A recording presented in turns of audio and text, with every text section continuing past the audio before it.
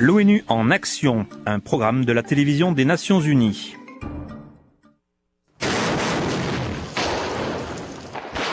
Lorsque les bombardements cessent et que la fumée commence à disparaître, le premier personnel de l'ONU sur place est souvent composé des membres de l'équipe de réponse rapide de déminage.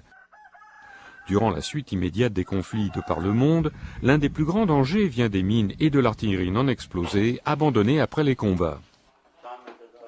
Afin de protéger les populations locales et pour permettre aux gardiens de la paix de l'ONU et autres techniciens de l'aide spécialisée de venir faire leur travail d'assistance, la région doit d'abord être sécurisée. Des cours annuels de formation sont offerts aux membres de l'équipe de déminage de l'ONU pour les préparer à faire ce travail complexe qui sauve des vies.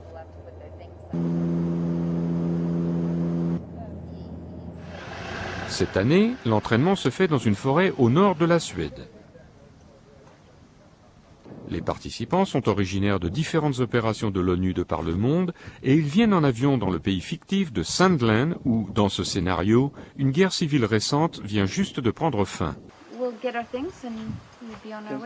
Tammy Hall est le chef d'équipe et ses collègues sont rapidement précipités dans les manœuvres. Des soldats suédois sont déguisés en groupe de milices locales et les réactions de l'équipe sont soigneusement surveillées par les coordinateurs de l'exercice. Sortez de là, venez ici. Arrêtez le moteur de la voiture ou je vais le faire pour vous. Le but de ce scénario est de créer une situation pour qu'ils se rendent compte qu'ils ne sont pas en Suède. Chris Clark est lui-même un vétéran de plusieurs vraies équipes de réponse rapide et il entraîne le personnel sur place. Et c'est l'environnement dans lequel ils vont être obligés d'agir durant les 7 ou 8 prochains jours. Ouvrez la porte immédiatement. Ouvrez la porte ou je tire. Ils vont enlever quelqu'un. Je croyais que c'était le scénario. J'ai essayé de leur faire comprendre que nous ne sommes que des spécialistes de l'aide humanitaire, que nous ne sommes pas des politiciens ni une menace. Que faites-vous ici ?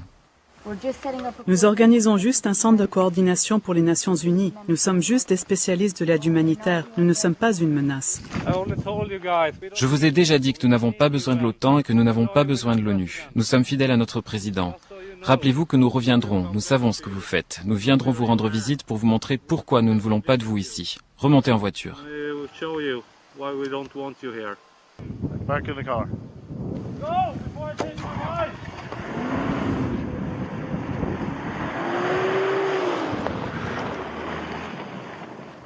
Durant leur séjour au camp, plusieurs scénarios réalistes d'urgence à la suite des combats sont jetés dans les bras de l'équipe qui doit s'occuper de milices locales mécontentes dont les villages sont truffés de bombes à fragmentation.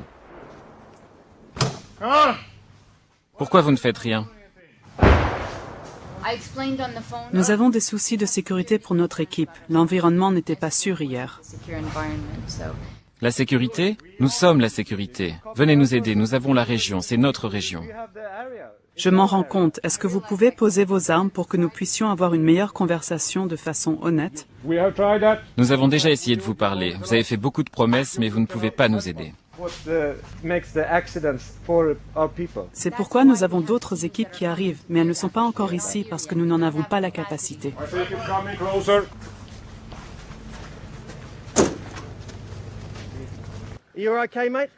On fait aussi appel à eux pour sauver un civil dans un champ de mines. La coordination des efforts des autres agences d'aide qui essaient d'opérer dans cette région fait aussi partie de leurs responsabilités. Pour ceux qui ont un contrat et pour les ONG de la communauté de déminage, ceci peut avoir une grande valeur pour vous. Les réponses rapides et efficaces en cas d'urgence sont la clé qui sauve des vies et qui permet le retour à une vie normale aussi rapidement que possible. Et cet entraînement a donc une importance vitale. On apprend probablement plus de leçons lorsqu'on se trompe durant l'entraînement que lorsqu'on fait tout correctement. Il vaut mieux se tromper ici que la prochaine fois où l'équipe de réponse rapide sera déployée dans une situation réelle. Au jour d'aujourd'hui, les équipes de réponse rapide de l'ONU pour le déminage ont aidé à résoudre des urgences à la suite des combats à Gaza, au Kosovo et au Liban. Le travail du service de déminage de l'ONU et de ses partenaires a un impact direct sur la vie de millions de personnes dans plus de 40 pays, alors que leur vision est mise en œuvre pour un monde nettoyé des mines terrestres et des autres explosifs de l'artillerie de guerre.